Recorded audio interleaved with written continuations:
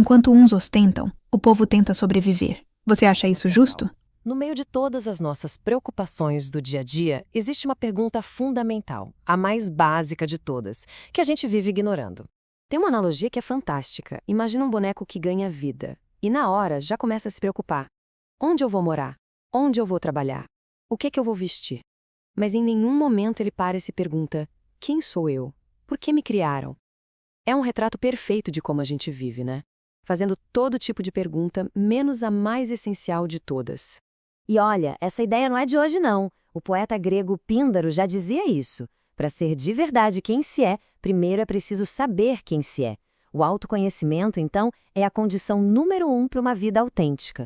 E essa imagem ilustra o ponto de um jeito brilhante. Pensa bem.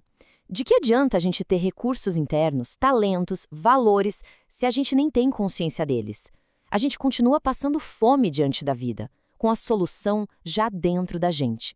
Sem consciência, o potencial não serve para nada. Então, o Gibran descreve um conflito que acontece dentro da gente. Essa tensão entre a sabedoria que vem do coração e a dúvida constante que vem da nossa mente. Para o Gibran, a nossa essência mais profunda, que ele chama de coração, já tem as verdades fundamentais. É um conhecimento silencioso, uma intuição que está sempre ali, quietinha, só esperando a gente escutar. E é super importante a gente entender isso, né? Quando o Gibran fala de coração, ele não está falando do órgão, do músculo. Ele está falando do nosso centro simbólico, da nossa essência imortal.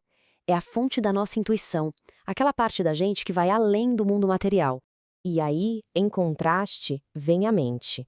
Ela é a nossa ferramenta para o mundo prático, para o dia a dia. Ela mede, analisa, quebra tudo em pedacinhos. Ela precisa de prova concreta e, por causa disso, vive duvidando ou até descartando as percepções mais sutis que vêm do coração. O paradoxo da morte é talvez o melhor exemplo desse conflito todo. De um lado, o nosso coração, a nossa intuição, simplesmente se recusa a aceitar que toda a vida, o amor, a inteligência dentro de alguém possa virar nada. Não faz sentido. Mas, do outro lado, a nossa mente racional, que só entende o que é palpável, tem uma dificuldade enorme de aceitar qualquer coisa que vá além do fim. Tá, e como a gente resolve esse conflito, então? Gibran oferece um dos seus conceitos mais profundos, a ideia de que nosso verdadeiro eu é vasto, imenso como um oceano, uma essência que não dá para medir com as réguas do mundo material. E aqui está o pulo do gato. As ferramentas que a gente usa para entender o mundo físico, balança, régua, equação, não servem de nada para explorar nosso mundo interior. Tentar medir a alma com uma fita métrica simplesmente não vai funcionar. A nossa essência é imensurável porque ela pertence ao mundo da unidade, onde está tudo conectado. Já a nossa mente, ela funciona no mundo da multiplicidade, usando adjetivos que, no fundo, limitam e separam as coisas. Dizer que algo é isso significa que não é aquilo. A alma, sendo uma com o todo, não pode ser limitada assim. É como um iceberg, sabe? Ele é uma forma temporária daquela água imensa que está em volta. É a mesma substância. Isso, claro, exige uma baita humildade. O caminho do autoconhecimento não é sobre encontrar a resposta final como se fosse um prêmio. É sobre ter vislumbre, sabe? Pequenos flashes de percepção do eterno. Cada insight desses é uma joia, um momento sagrado de conexão com essa verdade maior. E com isso a gente chega no final, onde o autoconhecimento não é um destino, mas sim um processo que nunca acaba, um desabrochar que conecta a gente com tudo. Que metáfora poderosa essa, né? A alma não cresce reto para cima como um bambu, ela se expande em todas as direções, como uma flor de lótus se conectando e abraçando o universo.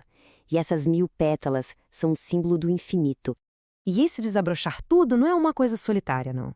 Começa com a descoberta do eu interior, claro. Mas isso, inevitavelmente, leva a gente a reconhecer essa mesma essência nos outros. E a partir daí, a generosidade, a fraternidade deixam de ser um esforço e se tornam uma expressão natural dessa percepção de que somos todos um. E talvez essa seja a lição mais importante de todas. O crescimento pessoal não é egoísmo. Muito pelo contrário, se tornar um ser humano melhor, mais consciente, mais sábio, esse é o presente mais significativo que se pode dar às pessoas que amamos e ao mundo. Para a gente terminar, fica essa pergunta que provoca, né? Se cada alma tem uma essência única, uma música própria para tocar, qual é a mensagem que cada pessoa vem entregar? A reflexão de Gibran é que ninguém deveria partir sem ter dado seu recado para o mundo. Um pensamento para a gente levar para a vida. Curta, compartilhe e siga o canal se faz sentido na sua vida.